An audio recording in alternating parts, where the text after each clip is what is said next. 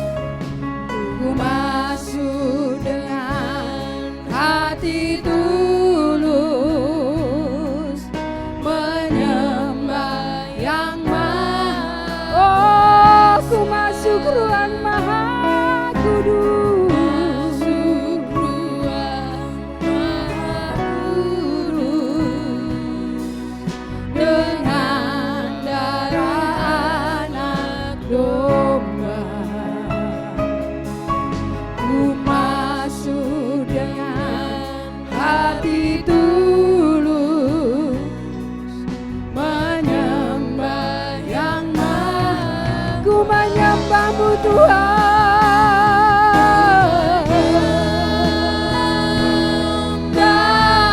Kami menyembah-Mu Tuhan.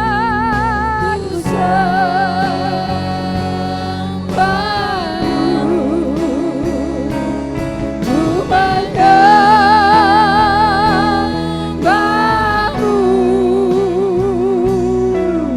ku sembah-Mu,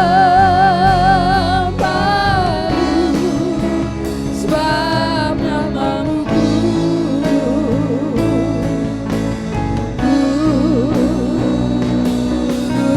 Ku menyembah-Mu.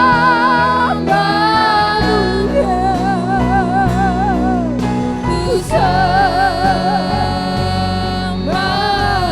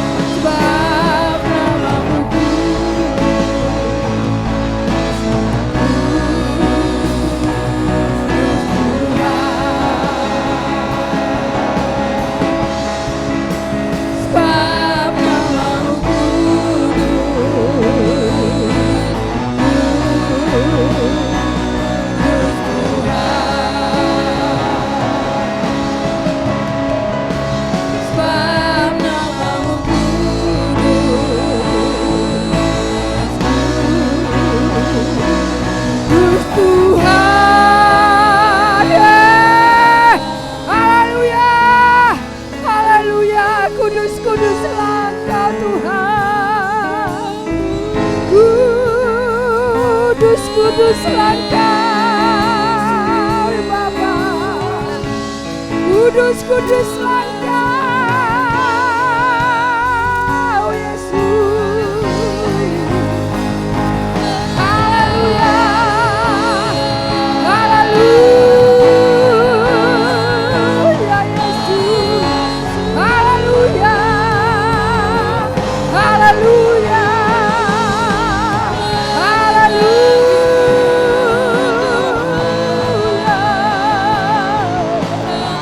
hosana bagimu Tuhan, hosana bagimu Bapa, hosana bagimu Yesus.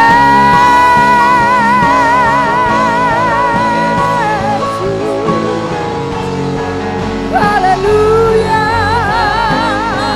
haleluya, glory bagimu Bapa, glory bagimu. Haleluya, haleluya, haleluya,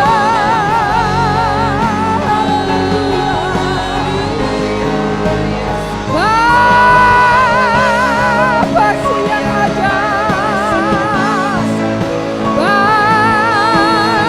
Bapakku yang dahsyat, dahsyat Engkau Tuhan, dahsyat Engkau Yesus, dahsyat Engkau Bapa. Haleluya, haleluya, glory bagimu Tuhan, glory bagimu Tuhan, glory bagimu Yesus. Haleluya,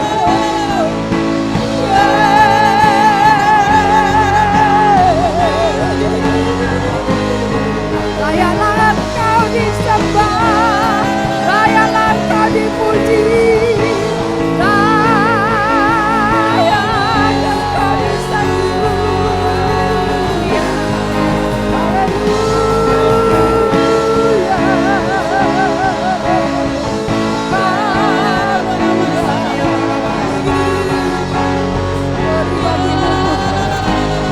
glory bagimu Bapa. Haleluya, haleluya, haleluya, syukur bagimu, syukur bagimu, syukur bagimu.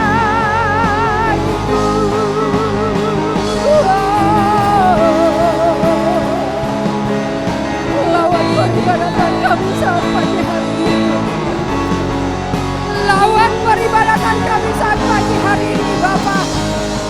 Kami tahu Engkau hadir Tuhan di tempat ini, melawan setiap kami Tuhan, melawan setiap kami Bapa. Haleluya Yesus, haleluya, haleluya, haleluya. Terpujilah nama-Mu Tuhan, terpujilah nama-Mu Yesus, terpujilah nama-Mu Bapa, Bapakku yang baik. Terima kasih Yesus, syukur bagimu Tuhan. Haleluya Yesus, haleluya Bapa. Engkaulah segalanya bagi kami Tuhan, Engkaulah kuat kami Bapa, Engkaulah gunung batu kami, Engkaulah perisai kami, Engkaulah kota benteng kami Tuhan. Haleluya, segala pujian syukur kami hanya bagi-Mu. Haleluya, terima kasih Yesus. Haleluya Yesus. Haleluya.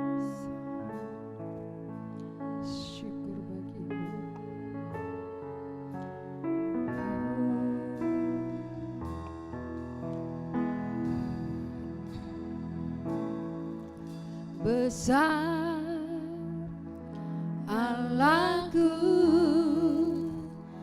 nyanyikan besar Allahku, selamanya besar dan ajaib.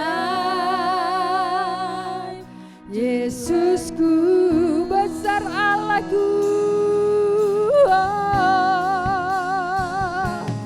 besar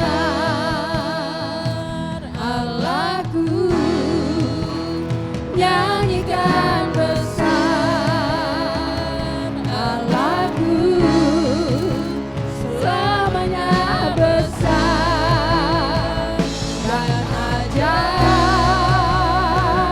Tuhanku, oh besar.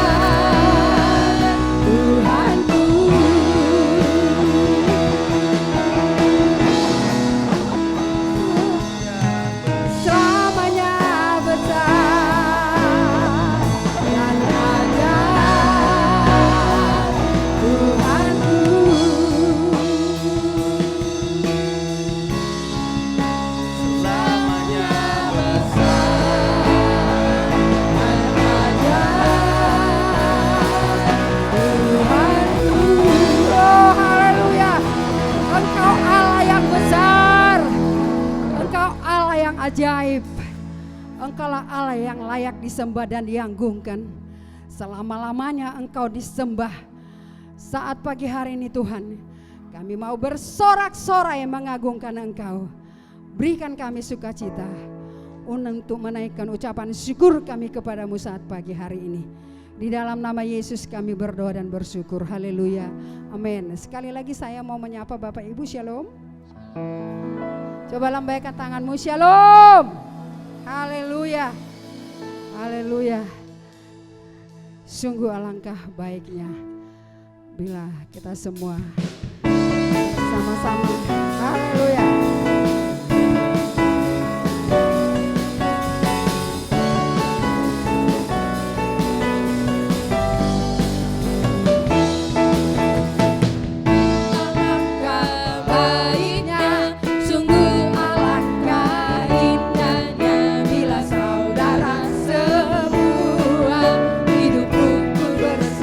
Sungguh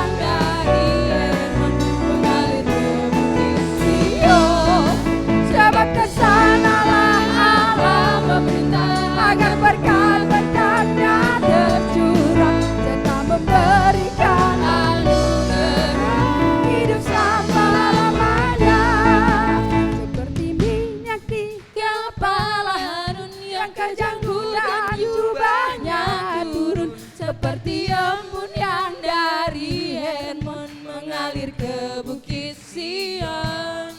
Sebab kesanalah Allah meminta agar berkat-berkat-Nya tercurah, serta memberikan anugerah hidup selama-lamanya.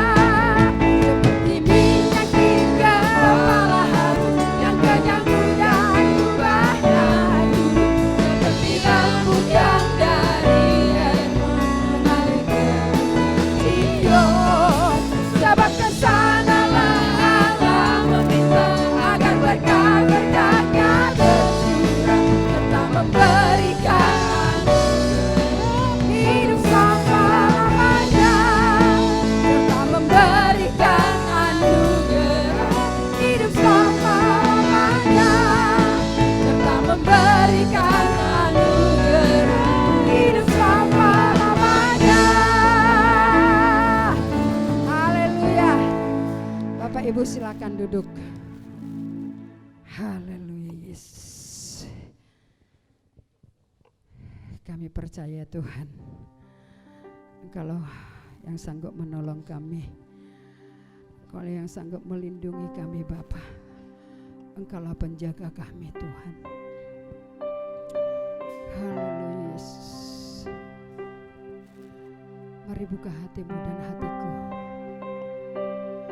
supaya firman itu tertanam di tanah yang subur, berakar kuat, berbuah lebat. Haleluya Yesus.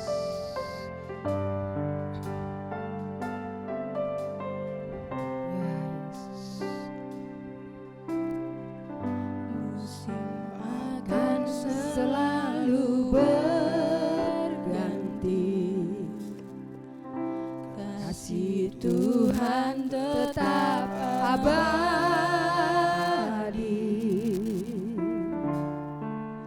tak akan berubah sampai selamanya.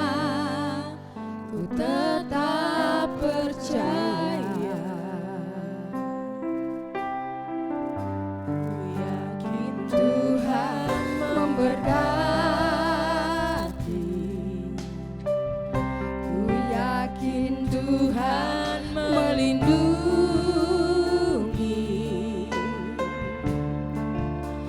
Burung di udara Tuhan pelihara karena kasih-Nya. Tuhan selalu menolongku, selalu menjagaku. Selai di rambutku tak akan terjatuh tanpa seizin-Mu. Tuhan selalu menolongku, selalu menjagaku. Dia mengenyangkanku dan peliharaku seumur hidupku.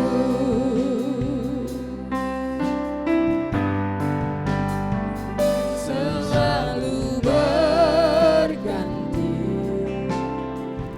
kasih Tuhan tetap abadi, tak akan berubah sampai selamanya. Ku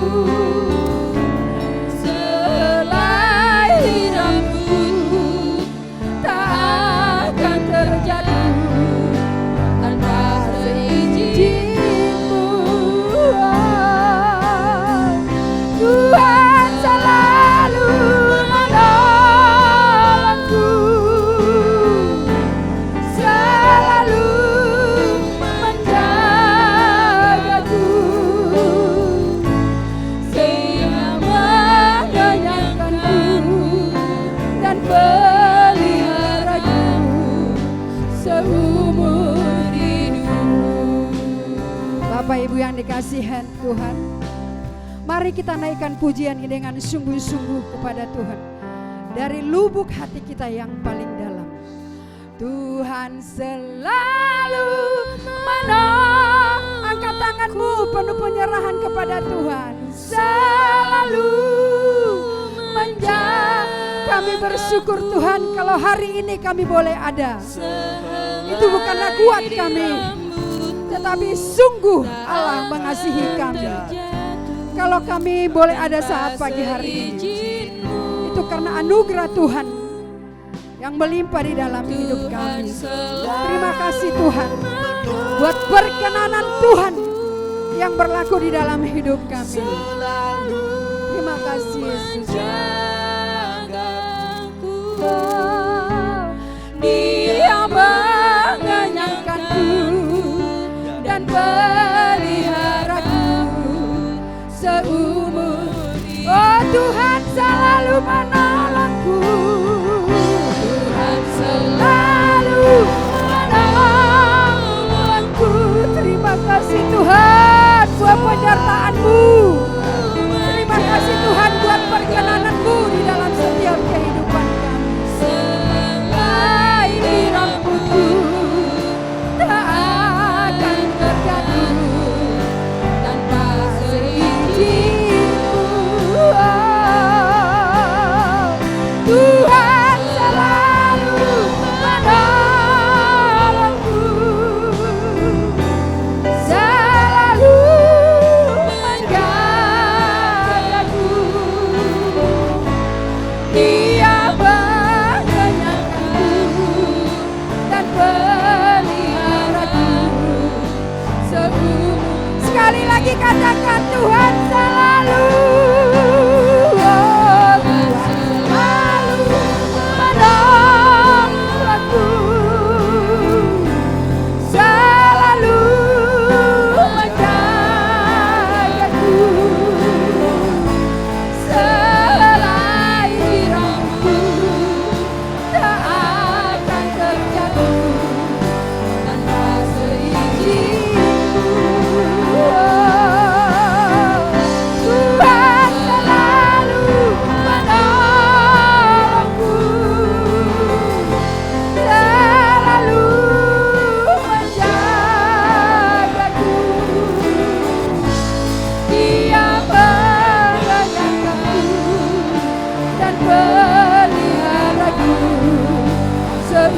Sekali lagi Tuhan selalu menolongku.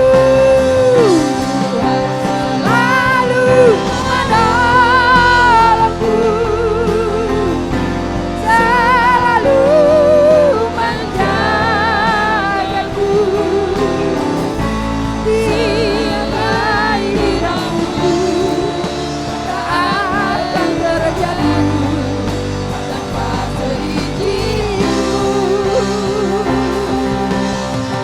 Tuhan selalu menolongku, selalu menjagaku. Dia mengenyangkanku dan peliharaku seumur hidupku. Dia mengenyangkanku, peliharaku seumur hidupku. Dia mengenyangkanku dan peliharaku seumur hidupku.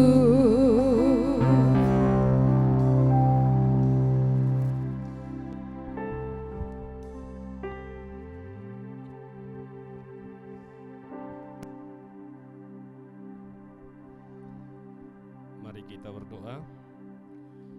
Tuhan Yesus, kami yakin bahwa Tuhan selalu menolong kami dalam segala keadaan. Inilah sidang jemaat Tuhan yang boleh hadir pada saat ini. Kiranya Engkau berkenan memberkati setiap kami. Biarlah Engkau Tuhan melawat setiap kami, terlebih ketika kami mendengarkan firman Tuhan. urapi setiap kami, agar kami mengerti dan memahami apa yang menjadi kehendak dan rencana-Mu dalam hidup kami. Terlebih Engkau urapi hamba-Mu ini, biarlah boleh berkata-kata seturut kehendak dan rencana Tuhan, supaya kami boleh merasakan ada Tuhan hadir di tempat ini. Terima kasih Tuhan. Kami serahkan waktu pemberitaan firman Tuhan di dalam nama Tuhan Yesus Kristus. Haleluya. Amin. Silakan duduk Bapak Ibu. Shalom. Ya, puji Tuhan, di mana hari ini saya kembali lagi ya diizinkan, diperbolehkan oleh Ibu Pendeta Agustina untuk menyampaikan firman Tuhan, kita berbagi. Baik Bapak Ibu Saudara, mari kita buka ayat firman Tuhan Efesus pasal yang kedua.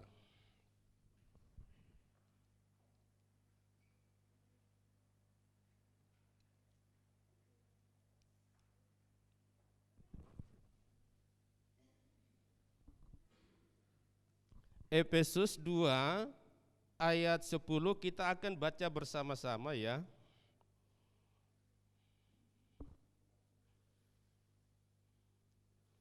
Efesus pasal 2 ayat 10, saya hitung sampai 3, kita akan baca bersama-sama.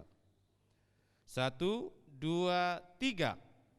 Karena kita ini buatan Allah, diciptakan dalam Kristus Yesus untuk melakukan pekerjaan baik yang dipersiapkan Allah sebelumnya.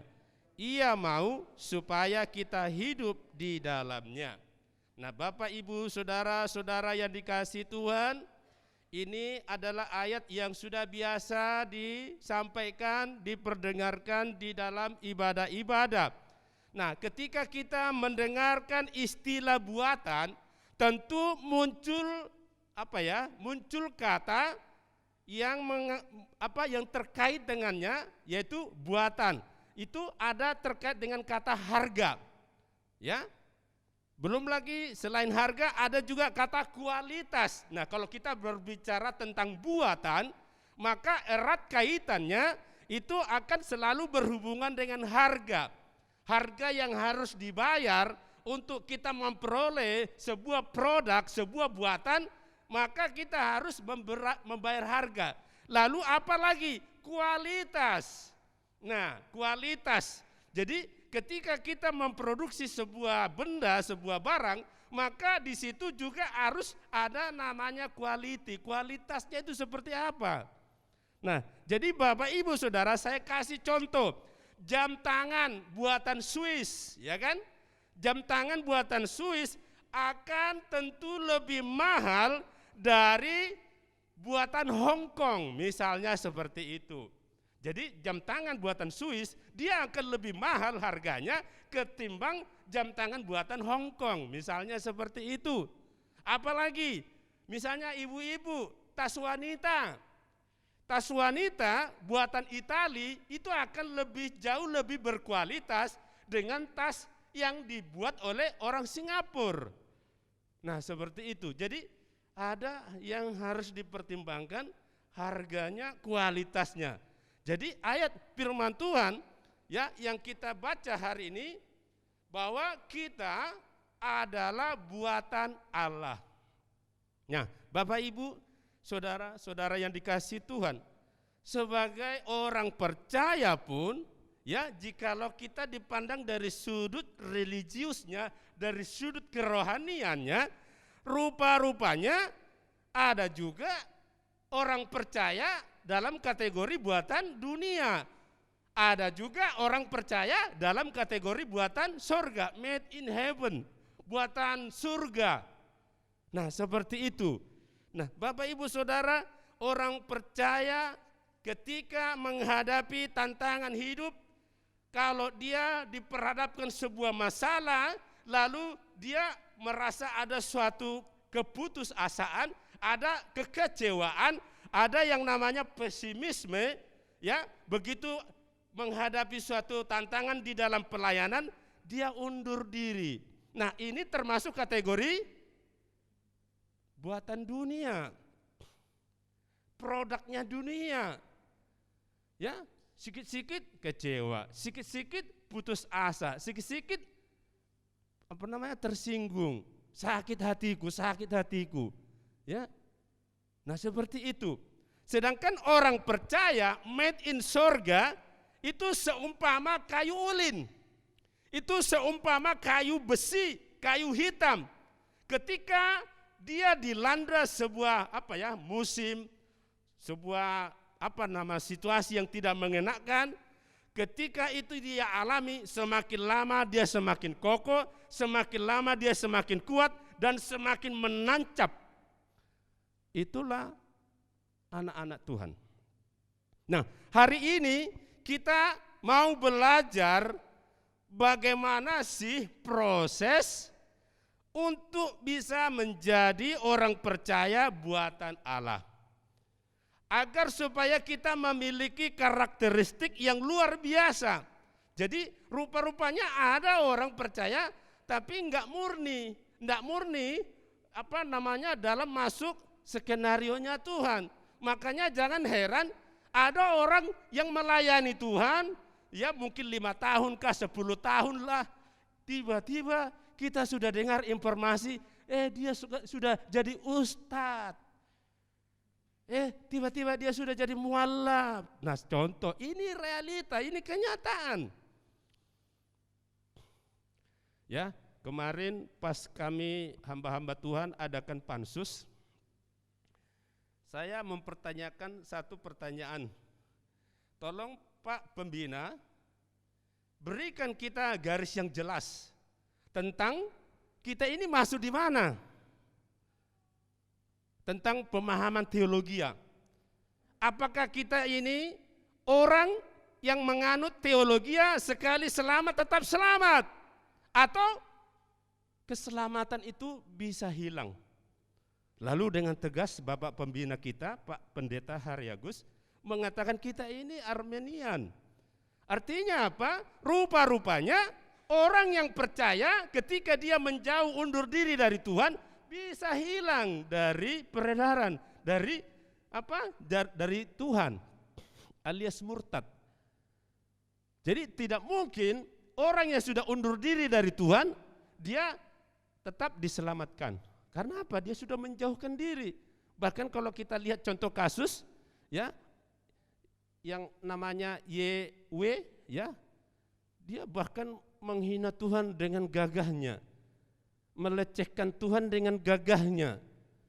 Ya, saya berpikir ini orang kenapa kok kayaknya ketika dia menyebut Tuhan itu kok hina sekali Tuhan Yesusku itu, seperti itu. Nah, kadang-kadang saya berpikir, waduh, ini orang kalau mencari duit jangan begitu dong caranya. Kalau ingin mencari amplop yang lebih tebal jangan kayak gitu dong caranya. Boleh cari uang tapi jangan menghina. Jangan menghina Tuhan, apalagi sesama. Kan gitu. Sedangkan sesama saja ketika dihina itu ada reaksi.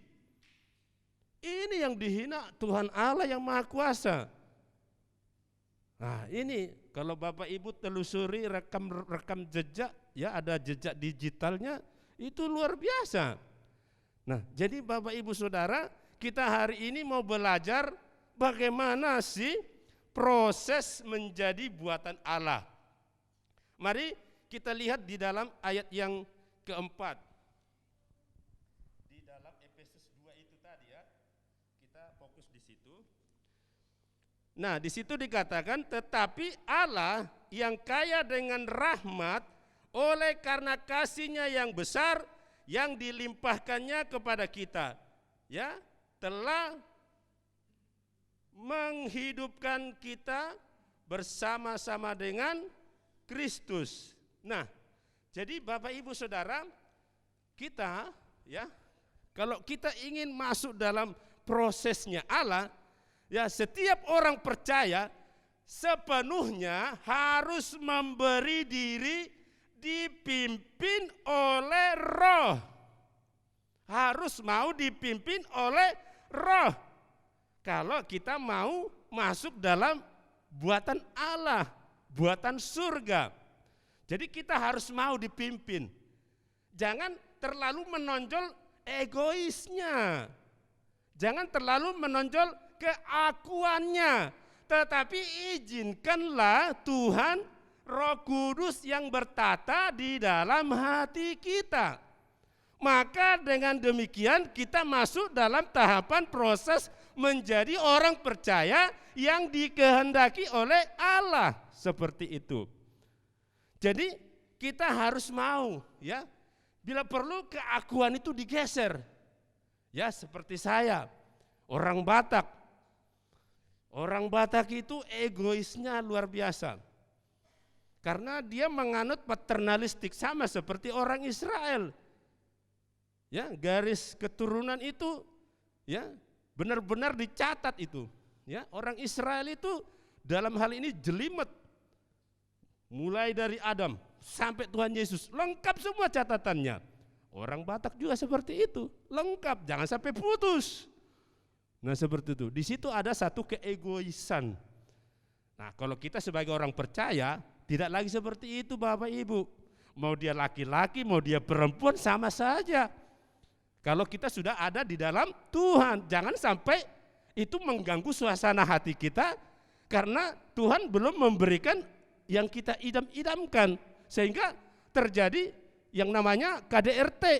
KDRT itu bukan hanya sekedar ditampar, ditempelan, tidak, tapi hati itu juga kadang-kadang tertusuk-tusuk, walaupun tidak ditusuk pakai jarum. Dengan kata-kata saja orang itu sudah teraniaya. Kamu perempuan mandul, maaf kata seperti itu. Dibilang gitu aja itu sudah tersakiti. Ya, kalau Bapak Ibu ikuti media-media sosial, ada satu ibu yang viral, ibu-ibu jangan dimarahi suaminya kalau pulang dari luar, kalau mabuk-mabuk nanti dihukum, tuntut 1 tahun penjara. Itu kalau kita mau jujur, kenapa orang seperti itu bisa viral? Kemungkinan besar kalau kita mau jujur, ada kalanya ibu-ibu, bapak-bapak, ada kalanya suami itu dia tidak betah di rumah oleh karena di dalam rumah itu sendiri dia tidak merasakan ada surga, tidak nyaman.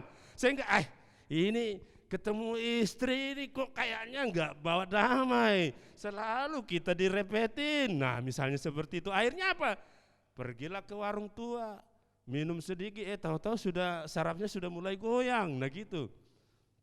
Akhirnya pulang dari sana marah-marah. Jadi kita di sini jangan sampai terima berita dalam hanya dari satu sisi. Ya, kalau kita perhatikan, oleh karena kasus ini ada polisi yang dicopot dari jabatannya, ada jaksa yang dicopot dari jabatannya. Karena apa? Karena sempat viral. Nah, seperti itu. Jadi kemungkinan besar ini orang yang menuntut istrinya, mungkin kemungkinan besar dia masuk kategori suami takut istri. Karena apa? Dia lapor sama polisi. Kalau enggak dia lapor sama polisi, enggak mungkin kasusnya masuk di pengadilan. Karena dia enggak berani sama istrinya, dia lapor ke pihak ketiga. Coba kalau dia seandainya, "Ma, jangan gitu dong, Ma." Gitu kan? Tapi karena dia enggak berani, kasih pelajaran dulu ini. Mungkin niatnya mau kasih pelajaran. Tapi apa boleh buat, sudah viral. Ya kan, semua bisa diputar balikkan. Nah, seperti itu. Jadi Bapak Ibu Saudara, kita harus mau mengizinkan diri kita dipimpin oleh Roh. Roh yang telah membangkitkan Yesus Kristus dari antara orang mati. Itu izinkan ada di dalam diri kita orang percaya. Itu artinya ya, kita orang percaya punya kuasa. Ada mesin penggerak. Roh itu sama dengan roh yang telah membangkitkan Yesus dari antara orang mati. Jikalau roh itu ada pada kita, maka kita akan memiliki dunamos. Dunamos itu adalah yang membangkitkan semangat sehingga kita memiliki roh yang menyala-nyala dalam melayani Tuhan. Tapi kalau egonya yang terlalu menonjol, kekuatan kita seberapa sih? Ya kan, kalau secara manusia lah dulu, kekuatan kita sampai seberapa jauh sih? Tapi kalau kita mau andalkan Tuhan, kekuatan yang supranatural di luar batas-batas natural, kalau itu yang bekerja di dalam diri kita, maka yang tadinya mungkin mustahil bisa terrealisasi. Yang mungkin tapi karena kuasa itu ada dalam diri kita, namanya lepas rokok gampang. Kalau ada dunamos itu, ya Bapak Ibu bisa perhatikan Max Sopakua. Sebelum dia meninggal dunia, dia memberikan satu testimoni. Apa testimoninya? Jangan merokok. Ini saya kena paru-paru katanya, hancur paru-parunya. Nah itu, jadi ketika kita izinkan roh yang telah membangkitkan Yesus dari antara orang mati ada pada kita, maka tidak ada yang mustahil bagi kita. Amin. Nah itu dia. Jadi kita harus mau dikuasai oleh Roh Kudus sebagai mesin penggerak supaya kita menjadi hidup lebih hidup. Nah kita memiliki dunamos yang akan sanggup mengubahkan hidup kita dari yang tadinya hidup diperhamba dosa, sekarang tidak lagi diperhamba dosa. Ya, justru kita diperhamba oleh kebenaran. Ketika tadinya kita kompromi dengan orang yang merokok, lihat orang yang merokok, saya mau jauh-jauh dulu. Nah, seperti ada getaran-getaran yang mengharuskan kita jangan sampai kompromi lagi. Seperti itu. Jadi jangan sampai kita ada kompromi supaya saya diterima, jangan. Tetapi bagaimana kita sebagai orang percaya ingin menunjukkan identitas kita. Supaya orang lain jangan seperti itu. Nah, jadi ketika kita izinkan roh itu akan memimpin kita, maka kita akan menjadi hamba kebenaran, menjadi hamba Allah, sehingga kecenderungannya akan selalu melakukan yang benar. Tapi kalau kita selalu diperhamba oleh dosa, maka yang muncul adalah kita bikin malu. Ya, selalu begitu. Keluarga itu bikin malu. Nah, cerita-cerita yang akan kita dengarkan selalu bikin malu. Mungkin 1 tahun ini bertobat, tahun depan kambuh lagi bikin malu. Karena apa? Karena dia tidak mengizinkan hidupnya diperhamba oleh Roh Kudus itu tadi. Tetapi kalau kita mau dikuasai, dipimpin oleh roh yang telah membangkitkan Kristus itu tadi, kita tidak bikin malu, tapi kita dipermuliakan. Bukan dipermalukan, tapi dipermuliakan. Semakin lama engkau akan semakin mengalami pemuliaan. Bukan hanya anggota DPRD saja atau jaksa hakim yang mulia. Tapi orang yang hidup di dalam kebenaran akan dipermuliakan. Ketika kita dipermuliakan, Bapak Ibu Saudara, Tuhan juga dipermuliakan. Itu otomatis. Tapi kalau engkau mempermalukan, maka Tuhan juga dipermalukan dalam hidupmu. Seperti itu, logika sederhananya seperti itu. Jadi kalau kita ingin menjadi anak Allah, ciptaan atau buatan surga, maka izinkanlah roh itu memimpin. Jangan egonya yang menonjol. Singkirkan itu egonya, ganti Tuhan. Maka hidupmu akan lebih hidup. Ya, pikir kekuatan manusia sampai seberapa sih? Kalau misalnya sombongnya tingkat dewa, sampai kapan sih sombongnya? Kan gitu. Ada batas-batasnya. Nah, oleh sebab itu, kalau seandainya kita mempunyai kebiasaan gaya hidup, selalu membawa gaya hidup yang angkuh, jalannya agak lihat ke atas terus, kan itu ada ini, riwayat hidupnya. Telah meninggal dunia, sudah meninggal dia ya, yang selalu lihat ke atas itu. Kan nanti ada sambungan ceritanya begitu. Nah, seperti itu. Jadi Bapak Ibu Saudara, izinkanlah roh itu yang telah membangkitkan Tuhan dari antara orang mati masuk di dalam diri kita. Itu yang pertama. Yang kedua, di dalam ayat 7. Supaya pada masa yang akan datang, Ia menunjukkan kepada kita kekayaan kasih karunia-Nya yang melimpah-limpah sesuai dengan kebaikan-Nya terhadap kita dalam Yesus Kristus. Nah, ini ketika kita masuk dalam tahapan menjadi orang percaya buatan Allah, ini akan menjadi jaminan kita. Allah tidak pernah merencanakan hidup kita yang biasa-biasa saja. Tidak pernah.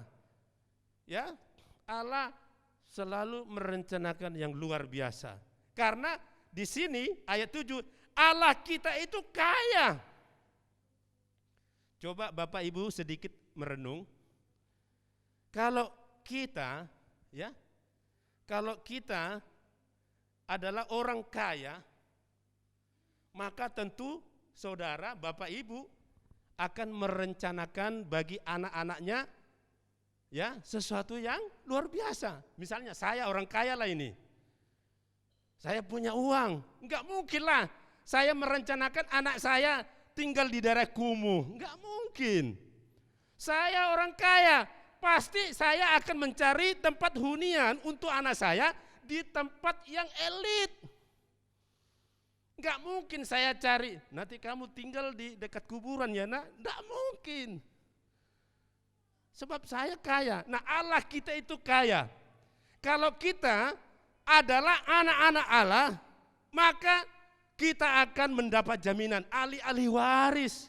Bukan hanya saja di dunia ini, tetapi dia akan melekat sampai di kekekalan.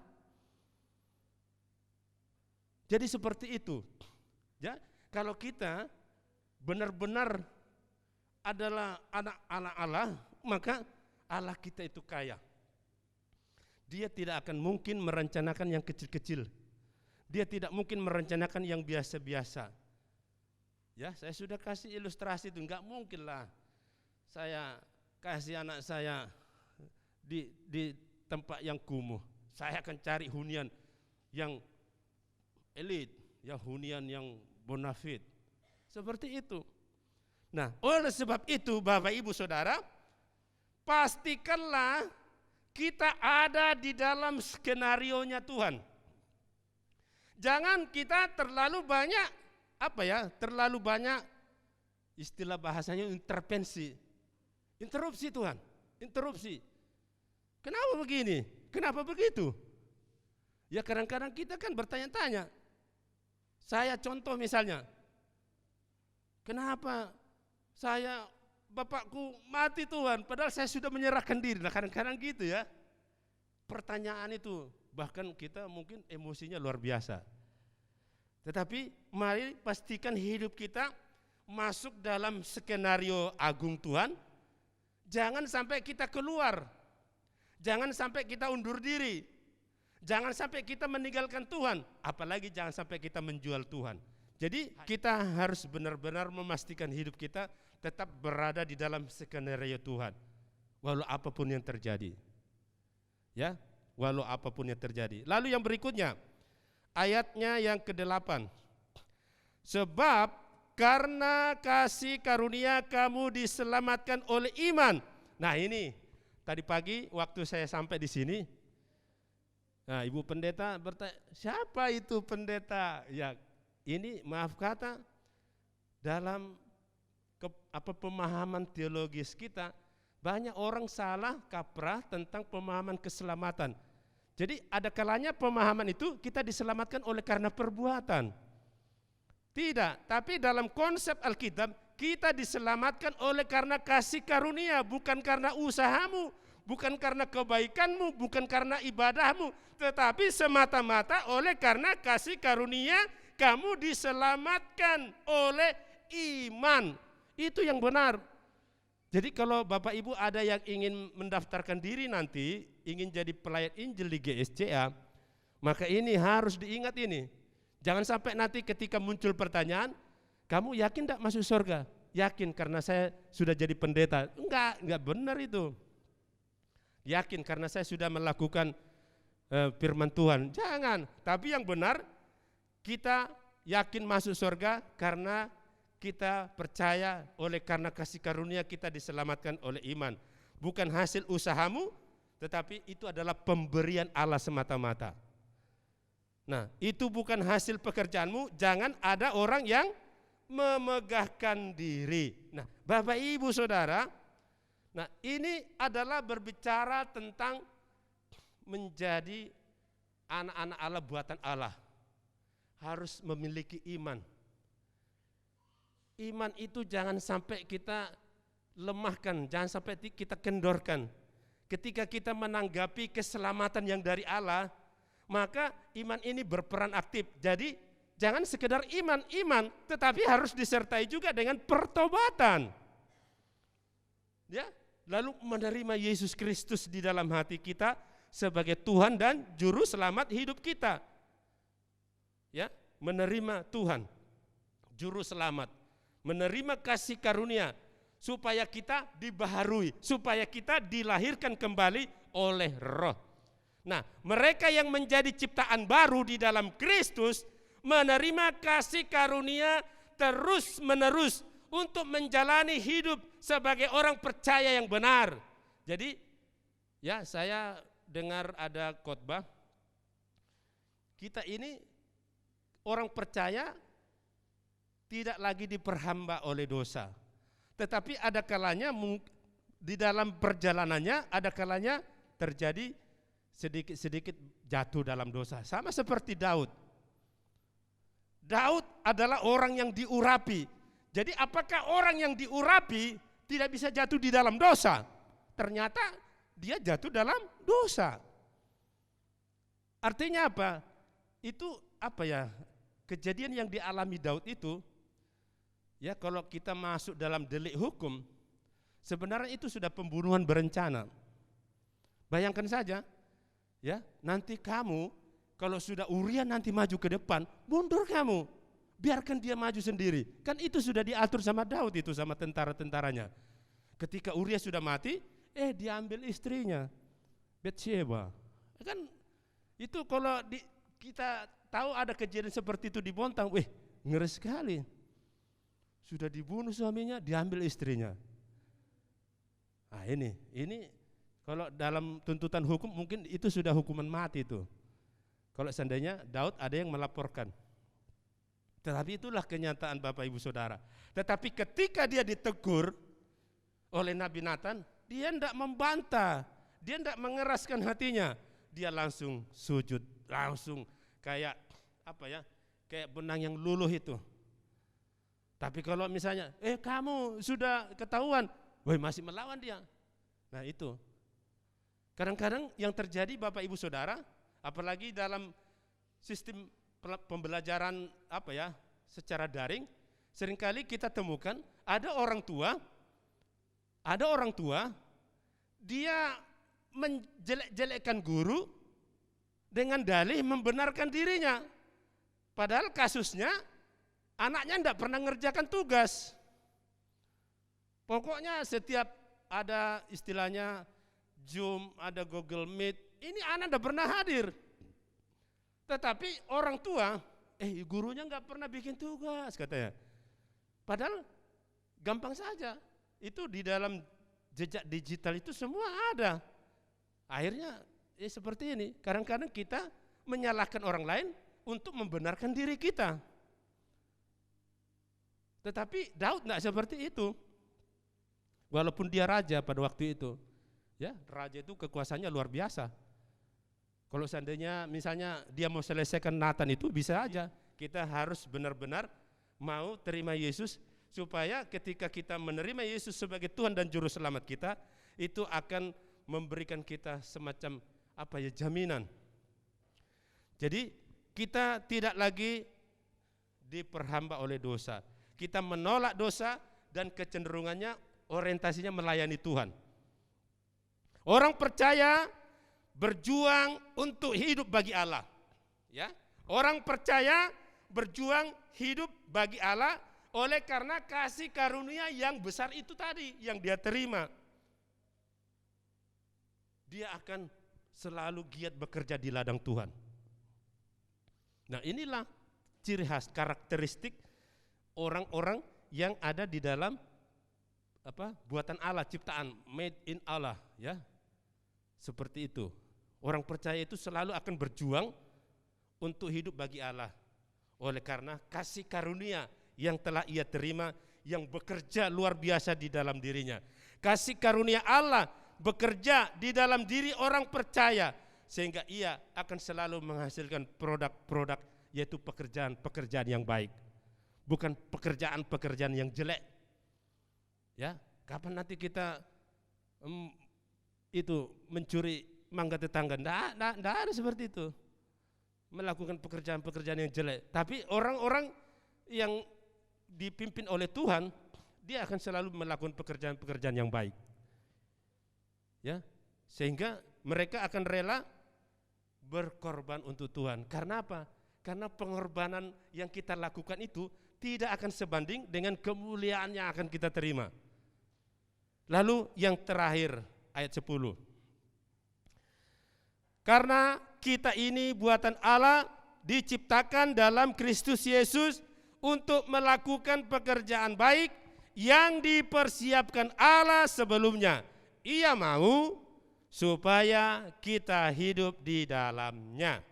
Manusia diciptakan Tuhan tentu punya maksud dan tujuan.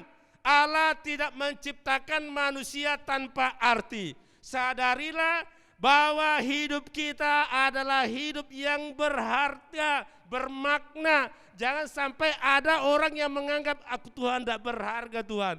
Aku ini tidak ada harganya Tuhan. Sehingga ada banyak kita temukan anak-anak muda selalu bawaannya loyo, gak semangat. Karena apa? Karena dia tidak menyadari bahwa dirinya berharga di mata Tuhan. Nah, kalau kita ini sudah sadar bahwa kita ini adalah miliknya Tuhan, maka itu akan nampak dari perbuatan baiknya. Jadi mudah-mudahan anak-anak muda di sini jangan sampai kita temukan gaya pesimis. Disinggung sedikit tentang masalah cewek, kadang-kadang dia sudah pesimis duluan. Aku mungkin sudah ditetapkan menjomblo, itu kan. Sehingga nanti kalau ada grup jomblo mungkin dia masuk di situ.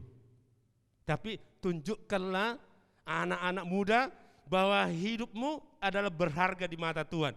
Bahwa di dalam dirimu itu ada namanya DNA-nya Tuhan. Jadi ketika kita sadar bahwa kita berharga di mata Tuhan. Jadi walaupun mungkin penampilan wajah kita enggak seganteng siapa ya, katakanlah Cristiano Ronaldo. Jangan sampai minder. Ya, baru-baru saya baca di media ada satu pemuda yang dulunya selalu dibully. Sekarang dia jadi hero. Namanya Hero Alom. Pemuda Bangladesh. Dia penampilannya ya biasa-biasa kayak orang kampung. Dia tadinya kerjanya mungkin tukang servis, keliling-keliling. Tapi ketika dia giat, dia selalu membuat konten-konten, dia selalu menciptakan lagu. Lama-lama sekarang dia jadi orang terkenal, bukan hanya di Bangladesh, sampai ke India, bahkan sampai ke Indonesia. Kalau Bapak Ibu ikuti ceritanya, engkau akan kagum. Dari seorang pemuda biasa-biasa, giginya agak mancung sedikit. Iya. Tapi ketika dia sudah punya uang banyak, dia punya segala-galanya. Sekarang dia adalah cowok yang paling ganteng. Itu seperti itu. Tadinya dibully, diejek. Tapi justru karena bully-bulian itulah dia semakin banyak pengikutnya, followersnya, sehingga pundi-pundi uang itu masuk. Nah, seperti itu. Jadi dia memanfaatkan ejekan-ejekan itu sebagai batu loncatan untuk dia semakin naik. Jadi Bapak Ibu Saudara harus membayangkan tidak mungkin orang jatuh oleh karena batu besar. Kan namanya batu loncatan. Tapi seringkali batu yang kecil itu yang bikin kita jatuh. Kerikil-kerikil yang kecil. Jadi oleh sebab itu kita harus benar-benar menyadari bahwa kita ini adalah berharga di mata Tuhan. Bahkan ada ayat Alkitab kita ini adalah biji mata Tuhan, dipelihara. Maka oleh sebab itu jangan sampai engkau minder oleh karena tampilan fisik tidak terlalu menarik. Tunjukkan keunikanmu. Kita ini sungguh luar biasa. Manusia sangat berarti dan berharga bagi Tuhan. Rasul Paulus menegaskan kepada jemaat di Efesus bahwa kita ini buatan Allah, diciptakan dalam Kristus Yesus dengan tujuan yang mulia, yaitu melakukan pekerjaan yang baik, bukan pekerjaan yang jahat, bukan pekerjaan yang mencemarkan diri, tetapi melakukan pekerjaan-pekerjaan yang berkenan di hati Allah. Ya, kita diciptakan Tuhan itu bukan menjadi penakut. Kita diciptakan Tuhan itu bukan menjadi untuk membuat masalah, mengeluh. Bukan juga selalu berpikir negatif, bukan. Tapi Tuhan mau justru di tengah-tengah situasi yang sangat sulit kita bisa melihat sesuatu yang indah. Betapa indahnya kasih Tuhan kepada saudara dan saya. Ia menciptakan dan telah mempersiapkan sesuatu yang baik, yang mulia. Sebab itu, kalau saat ini kita tidak tahu tujuan hidup kita, tidak memiliki sesuatu yang bisa dikerjakan, maka berusahalah, berdoalah, mencari tahu kehendak Tuhan. Karena kita ya dalam hidup ini kita harus meyakini terkadang apa yang kita inginkan itu kadang-kadang nggak bisa terjadi.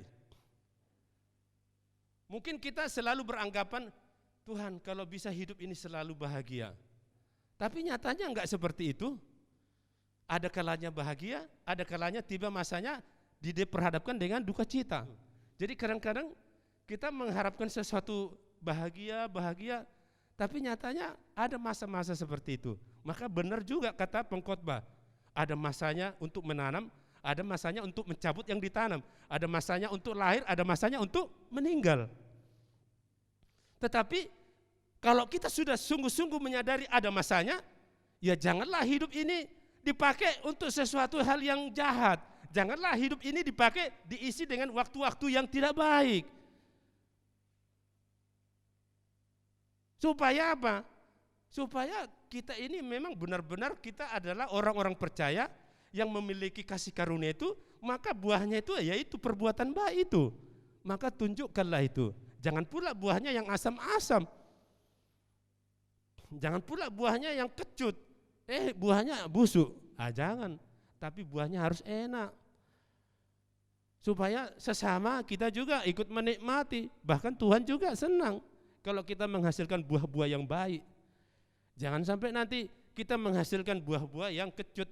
Ketika dengar omongan kita, orang lain kecut. Ketika lihat tingkah laku kita, orang lain iri, dengki, seperti itu. Jadi mari kita ciptakan suasana yang baik, kondusif. Jadi kadang-kadang ya Tuhan itu memberikan masa-masa yang tidak mengenakan. Sama seperti Daud, enggak selamanya dia enak. Tetapi itulah dasarnya, ya itulah dasarnya supaya kita manusia ini benar-benar mencari Tuhan.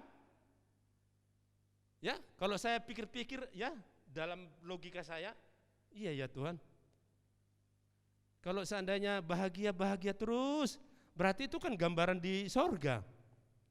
Kalau misalnya sedih terus, berarti itu gambarannya di neraka. Makanya ada kalanya, ya seperti tadi, ada anak enggak betah di rumah karena rumahnya seperti neraka.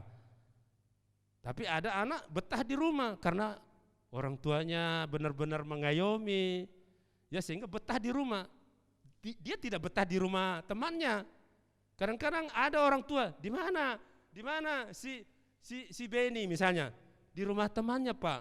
Loh, jam segini belum pulang di rumah temannya. Itu kan tanda tanya besar, berarti di rumah itu dia enggak nyaman. Jadi dalam hal ini mari kita ciptakan situasi kondisi yang nyaman supaya anak kita itu tidak betah mungkin di kafe-kafe, enggak betah di rumah temannya, tapi dia betah di rumah. Nah, ini juga perjuangan bagaimana menciptakan situasi yang baik seperti itu. Jadi kita harus menyadari bahwa kita ini adalah ciptaan Tuhan yang luar biasa. Tuhan telah mempersiapkan sesuatu yang baik, yang mulia, yang kita kerjakan. Nah, oleh sebab itu pasti kita harus mau dikuasai, dipimpin oleh Tuhan. Pekerjaan baik itu sudah dipersiapkan Allah sebelumnya, dan Allah ingin supaya kita hidup, ya, berjalan di dalamnya, ya, seperti orang yang passion show. Allah ingin kita berjalan seperti passionnya Tuhan, ya, misalnya lenggak-lenggok yang mendatangkan surga itu seperti apa? Nah, seperti itu. Allah itu ingin supaya kita berjalan sesuai dengan passionnya Tuhan. Misalnya dalam hal berpakaian, apakah berpakaian itu harus terbelah setengah sampai di sini kah? Seperti itu Pak, apakah seperti itu? Nah, contoh yang real, ya, seperti itu yang kelihatan. Kadang-kadang yang kelihatan itu seringkali itu disorot, walaupun kita tidak minta disorot. Nah, seperti itu. Kadang-kadang kan ada orang, ya uruslah urusanmu, kadang-kadang gitu ya, enggak usah urus. Kadang-kadang nyatanya enggak bisa juga diurusi juga. Kan mata kan melihat katanya, lalu mulut berkomentar. Lalu komentarnya itu dibilang sampai di sana sudah lain.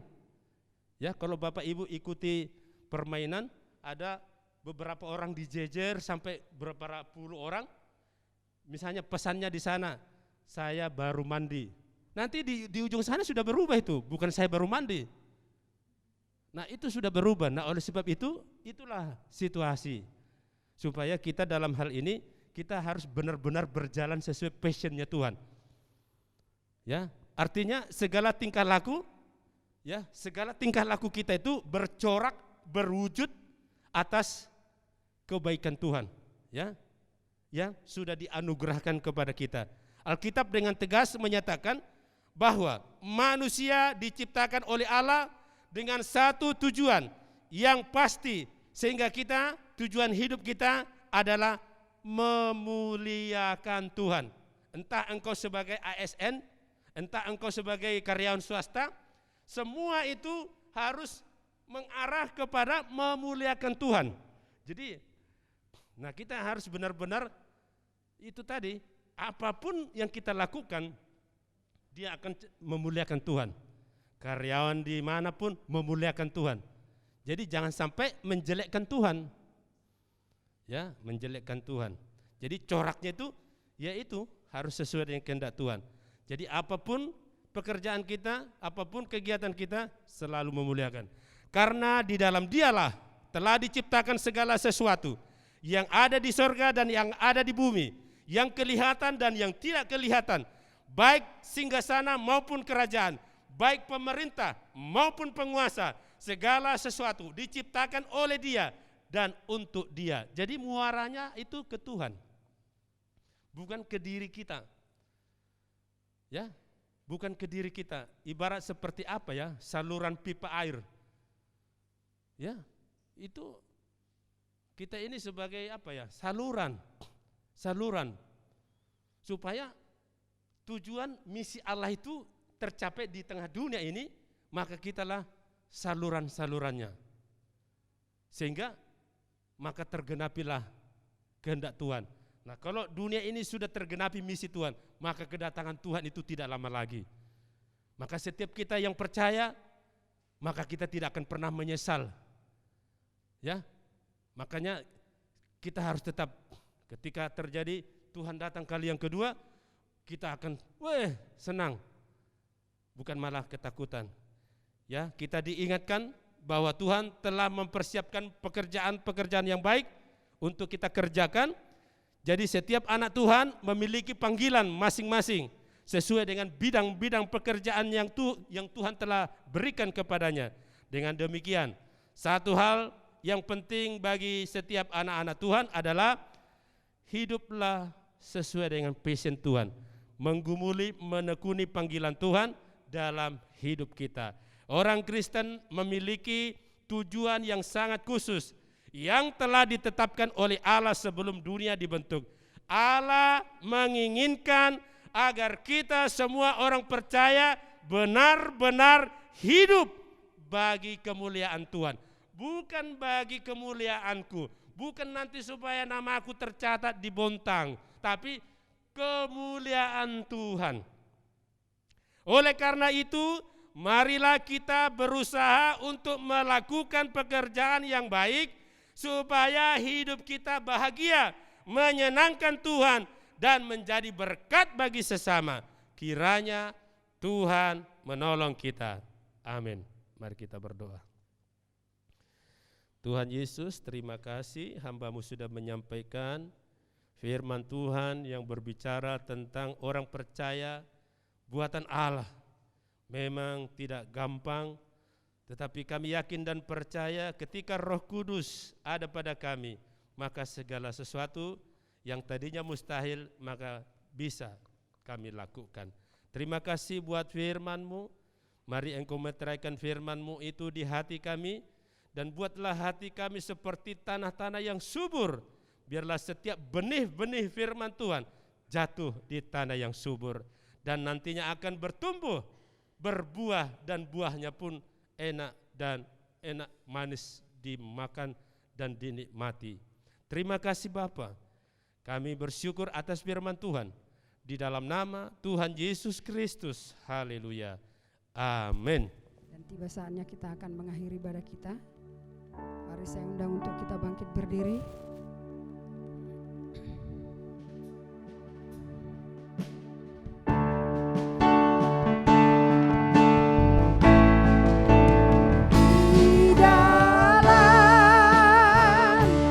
Hadiratmu ku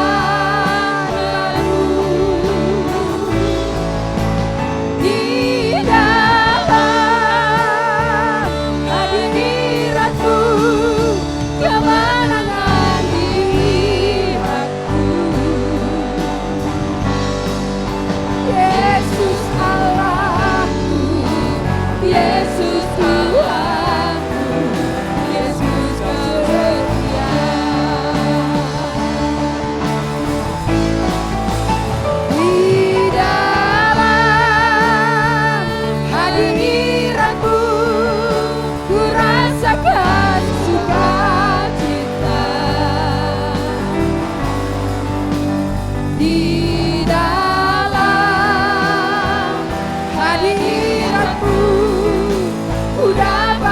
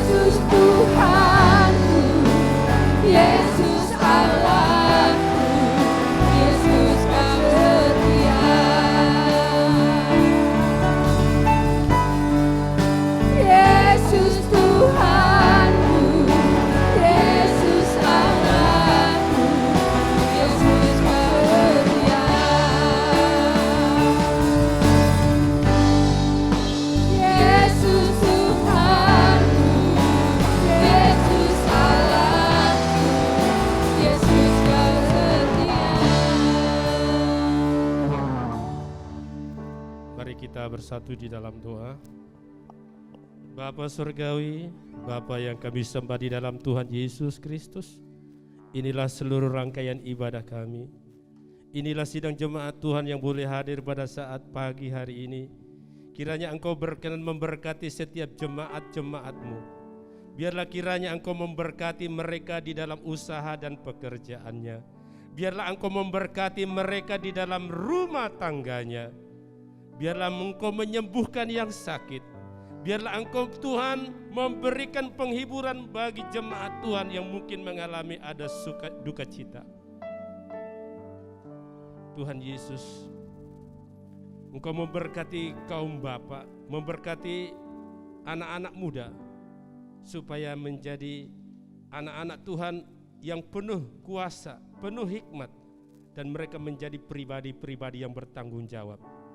Jadikanlah kaum pria, kaum bapak menjadi orang-orang yang sanggup menjadi imam di dalam rumah tangganya, menjadi teladan di dalam rumah tangganya, supaya rumah tangga itu menjadi rumah tangga yang indah, yang penuh dengan kasih, mengayomi kepada setiap anggota keluarga. Terima kasih Bapa, Engkau curahkan kasih yang dari Tuhan itu memenuhi setiap kaum bapa, supaya mereka boleh menjadi berkat. Dan ketika kepala itu sudah menjadi benar, maka Tuhan akan mencurahkan berkat-berkat-Nya. Engkau memberkati kaum ibu. Biarlah juga Engkau memberikan kekuatan, kesanggupan untuk mendidik, mengasuh, merawat anak-anak yang sudah Tuhan karuniakan kepada mereka, supaya anak-anak mereka menjadi anak-anak yang takut akan Tuhan, anak-anak yang berprestasi di sekolahnya masing-masing. Biarlah Engkau memberi kekuatan kesehatan, menjauhkan dari segala sakit penyakit, menjauhkan dari segala godaan-godaan, supaya mereka boleh mempertahankan rumah tangganya, dan rumah tangga itu menjadi rumah tangga yang diberkati oleh Tuhan. Anak-anak kami semuanya yang ada di GSJ El Shaddai, Tuhan memberkati, baik yang masih bayi, yang sudah masuk dalam dunia pendidikan, PAUD, TK, SD, SMP, SMA, bahkan yang perguruan tinggi, bahkan yang sudah bekerja. Tuhan lindungi, Tuhan jagai anak-anak kami Tuhan. Bentengi, pagari dengan kuasa Roh Kudus-Mu, supaya mereka terhindar dari segala mara bahaya, terhindar dari segala pergaulan-pergaulan bebas, terhindar dari segala pengaruh-pengaruh obat-obat terlarang. Kami rindu anak-anak muda, anak-anak yang ada di gereja kami menjadi anak-anak muda yang membaktikan hidupnya untuk Tuhan. Jadikan anak-anak kami anak-anak yang takut akan Tuhan, hormat kepada orang tuanya, dengar-dengaran kepada orang tuanya, supaya mereka menjadi anak-anak yang diberkati kelak di kemudian hari. Terima kasih ya Bapa. Setiap pelayan-pelayan Tuhan yang ada pada saat ini, yang sudah melayani sebagai worship leader, singers, pemain musik, kolektan, Tuhan memberkati apapun yang sudah mereka baktikan kepada Tuhan. Kiranya Engkau berkati para pelayan-pelayan Tuhan. Biarlah kekuatan kesehatan, berkat melimpah tercurah atas mereka. Engkau terlebih khusus memberkati Ibu Pendeta bersama Pak Pendeta Setiono. Biarlah kiranya berkat Tuhan mengalir melimpah ruah di dalam kehidupan keluarganya, di dalam kehidupan pelayanannya, bahkan di dalam kehidupan pekerjaan-pekerjaannya. Terima kasih buat jemaat Tuhan yang sudah memberi persembahan. Kiranya tangan-tangan yang sudah memberi, Tuhan berkati, lipat gandakan berkat-Mu atas mereka. Biarlah pundi-pundi di dalam kehidupan mereka menjadi pundi-pundi yang luar biasa, melimpah ruah, diberkati oleh Tuhan. Apapun yang dikerjakan oleh tangan mereka, mereka menjadi berhasil dan beruntung dalam nama Tuhan Yesus. Terima kasih Bapa, ampuni segala salah dan dosa-dosa kami, agar kami boleh layak menerima berkat-berkat Tuhan. Terima kasih Bapa, terima kasih Tuhan Yesus, terima kasih Roh Kudus. Mari Bapak Ibu saudara-saudaraku yang dikasihi Tuhan, arahkanlah hatimu dan terimalah berkat dari Tuhan.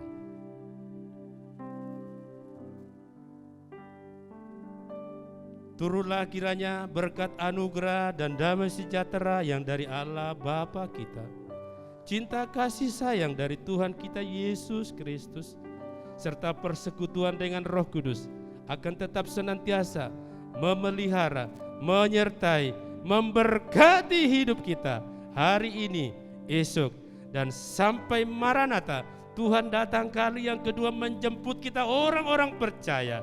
Di dalam nama Bapa, Anak, dan Roh Kudus, kami tamatkan ibadah kami pada saat pagi hari ini. Dan setiap kita yang sudah diberkati Tuhan, katakan amin. Amin.